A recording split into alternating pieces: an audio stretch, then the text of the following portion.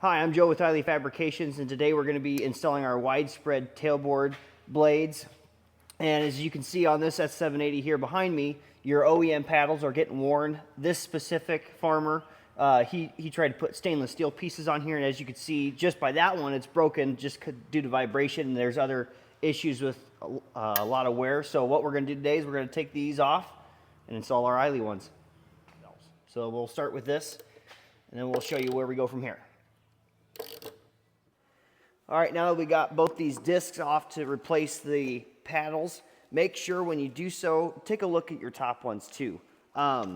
They tend to wear out as well. So we got this one off here, and here's our new one. I'll bring them a little bit closer. You can see that this is worn out here, and basically all of them look like that. So make sure when you're replacing your bottom paddles, you double check your top ones and switch those off at the same time. So what we're gonna do is we're gonna take off all the OEM ones. This customer wanted us to replace them for him, so he got some more of these to put on top, but we're gonna take off all the paddles on both sides, replace them with brand new, both Ihle product and OEM, and we'll go from there.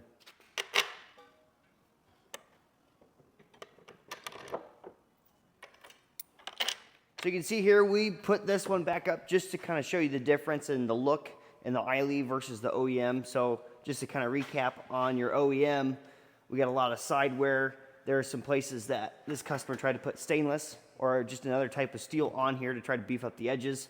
This one fell off, but with ours, you don't have to line it with anything. It's a complete Hardox paddle, so this will last this customer a very long time. All right, now we got both sides installed successfully, and when you do this, you only just need to use your OEM hardware. But if your hardware is worn out, just go ahead and replace that while you're installing these. But some of the benefits of these tailboard blades is that, one, your wear life. It's gonna last phenomenally longer than your OEM poly, as you can see.